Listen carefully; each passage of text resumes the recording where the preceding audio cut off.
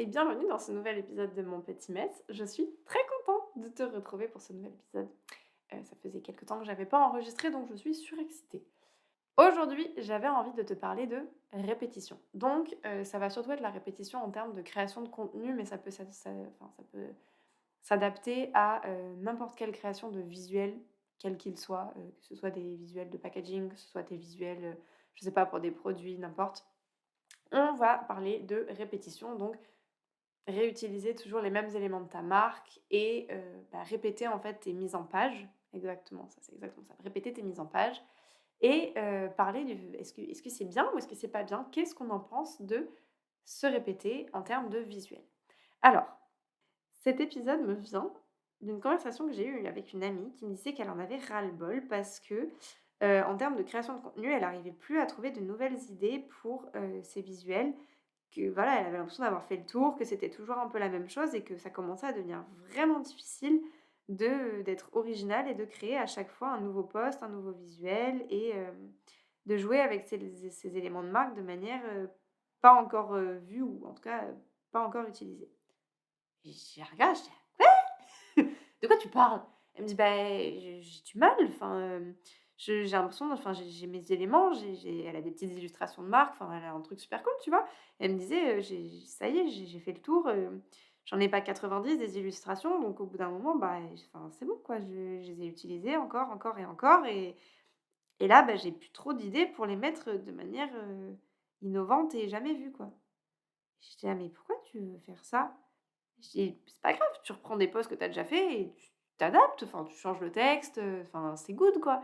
Elle me dit: «Ben, ça craint, non?» Non, mon chat, ça ne craint pas. Donc si tu te poses la même question qu'elle et si tu as la même sensation qu'elle, qu'il faut tout le temps être innovante, laisse-moi commencer cet épisode par, vraiment te rassurer. Tu n'as pas besoin de réinventer la roue à chaque post, à chaque visuel, à chaque création de contenu. Au contraire, c'est pas forcément une très bonne idée de, réinventer à chaque fois ou de recréer à chaque fois des nouveaux visuels. Je ne te le recommande pas.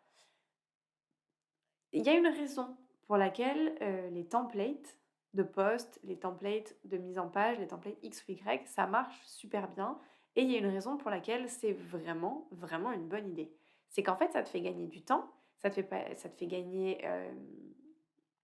de la clarté, de la simplicité, ça te fait gagner en tranquillité d'esprit puisque forcément, bah, tu pas à réinventer et c'est pas pour rien que ça fonctionne si bien. C'est qu'en fait, c'est vraiment top, c'est vraiment chouette les templates. Et je vais aller plus loin encore, chercher à tout le temps changer tes posts et la mise en page, c'est presque ça va presque être au détriment de ta marque. Je m'explique. Plus tu vas répéter tes visuels, plus tu vas répéter ta mise en page, plus tu vas réutiliser les éléments de ta marque, plus tu vas augmenter ta reconnaissance dans les yeux de ta clientèle cible et de ton client idéal. En fait, à force de voir passer tes posts, ben, nous, on va s'habituer et on va se dire: «Ah oui, c'est elle! Ah oui, c'est elle! Ah oui, c'est elle!» Mais ça prend une répétition. Je crois qu'il faut voir et être exposé genre 7 ou 10 fois à ta marque avant de vraiment l'avoir en tête et se souvenir que c'est toi. C'est énorme comme répétition et comme exposition qu'il faut avoir. Enfin, et puis ça prend du temps. Donc, dis-toi qu'il y a une part de répétition qui est obligatoire pour construire ta marque et pour que les gens commencent à savoir que ta marque, ben, c'est toi, c'est comme ça ressemble à ça. Si toi, tu t'amuses à changer les choses à chaque fois, à utiliser des nouvelles polices, à utiliser de nouvelles mises en page, à utiliser des nouvelles couleurs, à changer les trucs, tu ne laisses pas à ton client idéal la possibilité de s'habituer à ta marque et de créer cette espèce de relation qu'il va avoir et cette espèce de reconnaissance qu'il va avoir à force d'être exposé à ta marque. Donc, la répétition, c'est good, c'est vraiment good. En termes, en termes de clients, en tout cas, de clientèle et de reconnaissance de marque, c'est top. Attention, je te dis pas d'avoir un seul template de post et de poster toujours le même post. Parce que là, au contraire, surtout si tu postes tous les jours, là où ça peut être un peu une mauvaise idée et un peu maladroit, c'est qu'en fait, on va avoir l'impression d'avoir déjà vu ton post et potentiellement, on va en rater parce qu'on ne saura plus si c'est celui d'hier, d'aujourd'hui, si on a fait le tour d'Instagram, etc. Donc, attention, Je te dis pas: «N'aie qu'un seul template de poste et n'utilise que celui-là». Je te dis juste d'en avoir une certaine gamme, une gamme, je vais dire réduite, mais enfin, c'est toi qui décides de la quantité de postes que tu veux, enfin de la quantité de templates que tu veux. Faut pas en avoir trop, mais je pense que voilà, entre 6 9 tu sais, genre tu regardes, ton feed Insta, quand tu vas sur ton profil, tu regardes combien de posts, tu as affichés sur ton téléphone. Il me semble que c'est 6 ou 9, 6 peut-être? Ça dépend. Mais bref, tu t'en crées une petite collection et tu alternes entre ceux-là, tu vois? Si tu as des événements, par exemple, qui sont mensuels et qui, bah, du coup, qui se répètent, mais l'événement change un peu, tu peux avoir, par exemple, 12 templates et donc ça t'en fait un par mois et ça te permet d'avoir une certaine rotation, même moins, tu vois? Mais tu peux en avoir jusqu'à 12. C'est toi qui décides du nombre sans forcément partir dans des extrêmes parce que encore une fois, la reconnaissance, elle se crée avec la répétition, donc c'est bien d'avoir cette répétition. Mais du moment que tes éléments de marque sont les mêmes, que tes polices sont les mêmes, que tes couleurs restent dans une certaine gamme de couleurs, je pense que tu peux t'amuser à avoir un certain nombre de templates. Mais donc, ces templates et cette reconnaissance, elle est importante. Par contre, et là où je rejoins mon amie et là où je comprends ce qu'elle voulait dire, c'est qu'en fait, elle, en tant que créatrice de contenu, enfin, c'est pas son métier, mais dans sa création de contenu, elle n'en pouvait plus. Elle, elle en avait marre d'utiliser toujours les mêmes éléments, d'utiliser sa marque toujours de la même manière, de faire ses posts toujours de la même manière, ses affiches, tout étant fait toujours au bout d'un moment de la même manière, elle en avait marre. Mais il y a une grande différence entre le fait que toi, tu en aies marre dans ta création de contenu, parce que toi, personnellement, c'est comme manger toujours le même plat, au bout d'un moment, tu le vomis, et le fait que ta cible en ait marre, ou bien que ta création de contenu ne corresponde plus avec les besoins de ta cible. Il y a une énorme différence. Vraiment, c'est 2 mondes différents.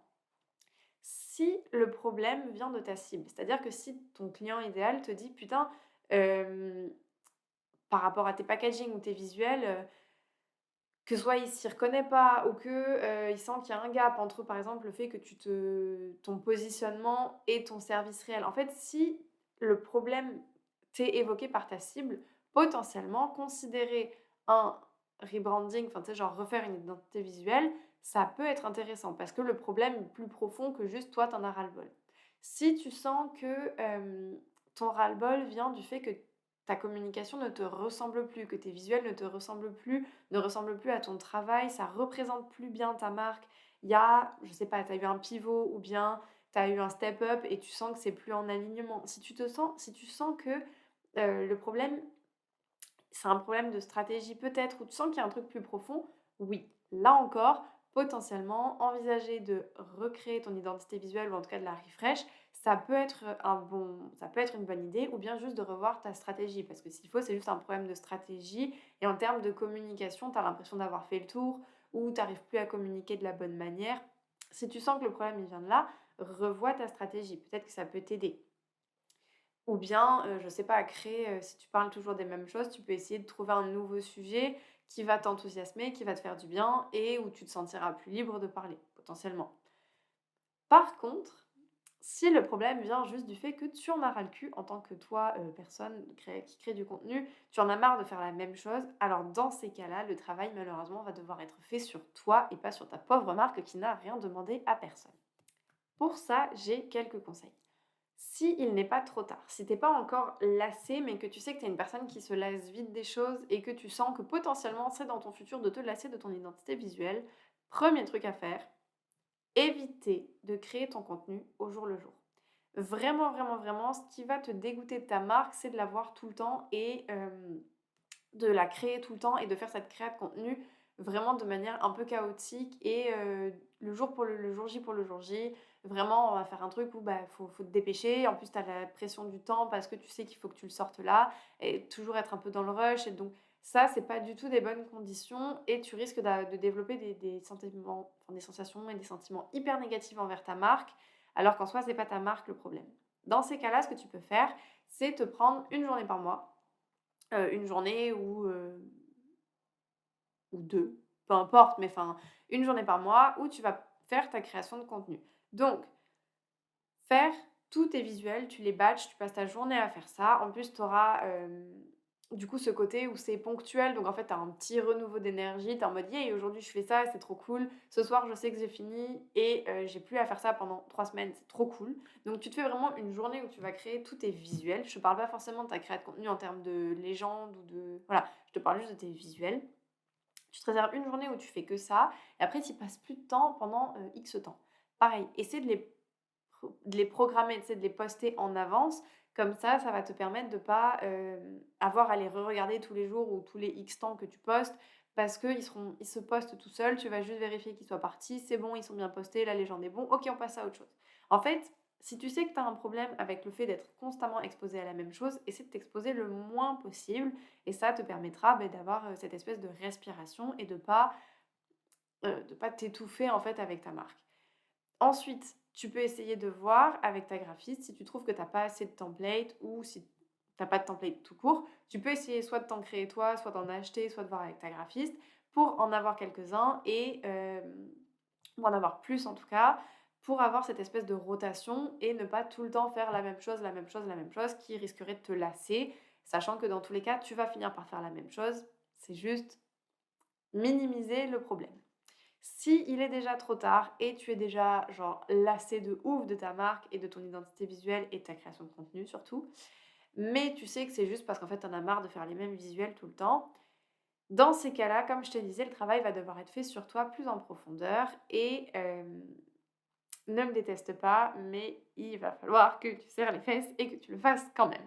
En fait, premier truc que tu peux faire pour essayer de retourner la situation, c'est, de remettre ton client au cœur du truc. Je m'explique. Quand on fait une stratégie de marque, quand on fait une identité visuelle, tout ce travail-là, tu le fais pas pour toi, tu le fais pour ton client. Donc en théorie, tous les choix que tu vas faire vont être motivés par ton client idéal. Qu'est-ce qu'il aime? Qu'est-ce qu'il aime voir? Quelles sont, je sais pas, les couleurs qui potentiellement vont l'attirer, vont lui plaire, les mises en page, tout ça. Tout est réfléchi en fonction de ton client idéal. Essaie de faire en sorte de retourner ta pensée et de voir les choses sous un autre angle, à savoir: «Trop cool, je fais un truc que mon client idéal va adorer. Je sais que ce que je fais, ça va lui plaire. Peut-être qu'à moi, ça me plaît pas, mais je sais pour sûr que ça va lui plaire». Si, tu as du mal, même en faisant ça, à te rappeler à changer ta manière de voir les choses et si tu sens que tu es toujours un peu chonchon, même si tu sais que tu fais ça pour le bien de ta cible, pour le bien de ta marque, ce que je te conseille, si jamais tu as travaillé avec un graphiste ou une graphiste, c'est, de retourner dans ta chaîne de mail au moment où tu as découvert ton identité visuelle. En théorie, si tu as travaillé avec un graphiste ou une graphiste, tu as adoré ce moment-là et à la découverte de ta marque, tu as eu de très grosses émotions et potentiellement quand tu as fait tes retours ou peut-être que tu as des appels vidéo qui ont été enregistrés et cetera, mais essayer de te replonger dans ces moments-là, dans ces émotions-là, te souvenir de ce que tu as vécu à ce moment-là, ça peut remettre un peu la passion dans ton cœur et ça peut te raviver la flamme en fait, que tu as eue quand tu as découvert ton identité de marque. Parce qu'en soi, là, ce qui se passe, c'est juste que tu es un peu lassé parce que, ça fait longtemps, en fait, que tu connais ton identité visuelle, hein. À force de l'utiliser, tu te lasses un peu, ce qu'on peut comprendre. Mais c'est juste en soi, ça peut n'être que passager, c'est pas un problème plus profond. Donc, essayer de te rappeler du tout début et des premiers amours, potentiellement, ça peut t'aider à, comment dire? À raviver la flamme et à te refaire, plaisir dans ta création de contenu ou peu importe quelle que soit ta création de visuel.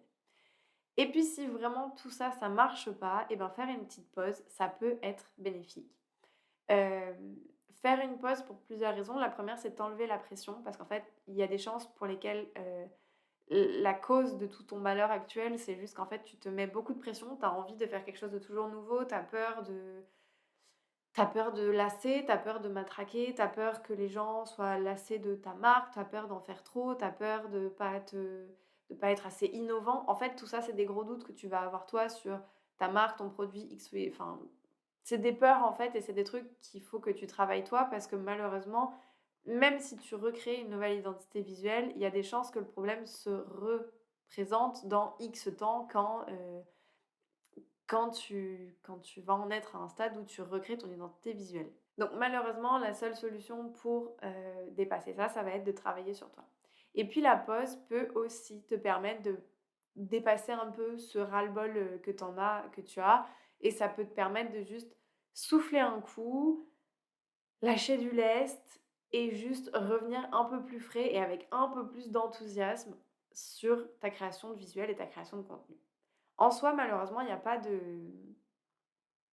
d'astuce magique, hein, c'est une sensation qui t'est très personnelle et c'est un ressenti, en fait, qui n'est propre qu'à «toi» entre guillemets, même s'il est partagé par plein d'autres entrepreneurs. C'est vraiment toi, ta pression et ton ressenti à toi et même si je l'entends à 100 parce que Dieu sait qu'effectivement la répétition, ça peut être, hyper tannant, ce n'est que ta sensation propre et il y a de fortes chances que tes clients n'en aient rien à faire et n'aient même pas conscience que tu te répètes ou que toi, ce sentiment, tu l'as.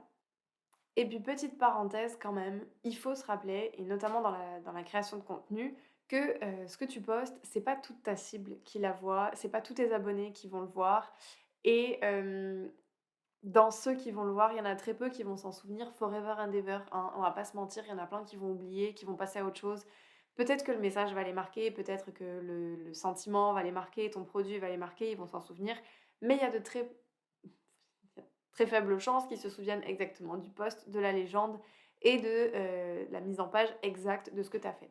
Vraiment, c'est des trucs qui c'est ce que j'en reviens à ce que je disais, c'est très propre à toi, mais il y a de fortes chances que ton client idéal ne s'en souvienne absolument pas. Enfin, les personnes qui vont tomber sur ta création de contenu ne s'en souviendront pas.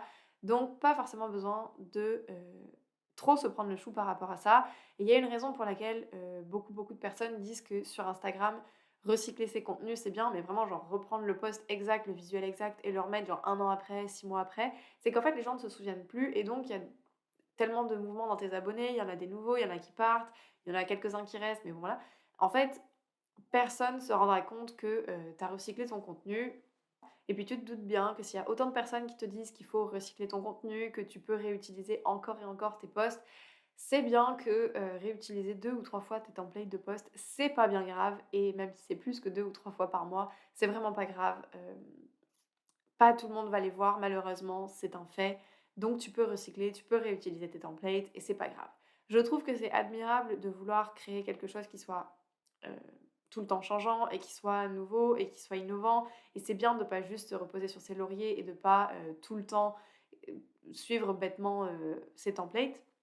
Rien de mal à ça, mais je trouve que c'est bien de vouloir changer et de proposer du contenu qui soit frais et qui soit intéressant et de s'inquiéter de faire du matraquage. Je trouve que c'est un très beau sentiment, enfin, c'est très bien d'avoir cette réflexion-là, mais il faut pas que ça vienne gangréner ta création de contenu actuelle et il faut pas que ça soit au détriment de ce que tu fais.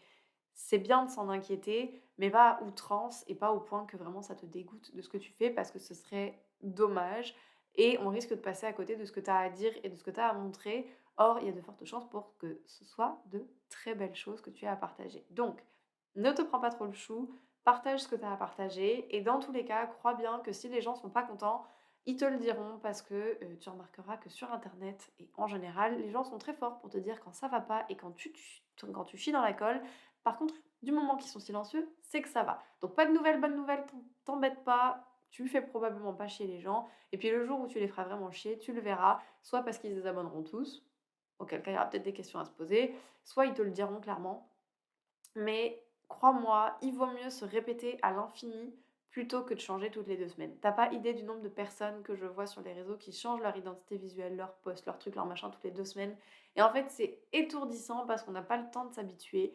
C'est déjà passé à autre chose et en tant que consommatrice, moi, je préfère une marque qui est fiable, qui est solide, à laquelle, bah, voilà, je sais à quoi m'attendre, je sais à quoi ça va ressembler, mais c'est reposant et c'est apaisant, plutôt qu'une marque qui change tout le temps et où t'as pas l'impression qu'elle est très fiable. Voilà. Sur ce, Margot apaisée, tu sais. Non, mais vraiment, c'est important de ne pas changer tout le temps. Tu sais. Ça fait du bien d'avoir des marques qui sont fiables et où on sait à quoi s'attendre. Voilà. Sur ce, je te laisse. C'est la fin de cet épisode. J'espère qu'il t'aura plu. J'espère que ça t'aura peut-être apaisé si tu avais un peu peur de la répétition et si tu avais un peu peur de trop répéter les choses encore et encore. Si tu étais quelqu'un qui changeait tout le temps ton identité visuelle ou tes posts, par pitié arrête. J'espère que ça t'aura convaincu d'investir dans quelques templates et de ne plus trop en bouger. Et puis voilà, ma foi, c'est tout ce que j'avais à te dire. Je te souhaite une très bonne journée. Si tu veux en savoir plus sur le design, si tu veux d'autres conseils ou si tu veux voir mon travail, j'ai qu'à pas réussir à parler aussi, on n'a qu'à faire ça. Tu peux me suivre sur Instagram @margotgestin ou aller voir mon travail sur mon site www.margotgestin.com. Je serai très contente de t'aider, quel que soit ton problème, stratégie ou identité visuelle. Je suis là pour toi. Je te souhaite une très bonne fin de journée, semaine, quel que soit le moment où tu écoutes. Je te souhaite un bon moment et je te dis à la prochaine fois dans le prochain épisode de podcast. Ciao!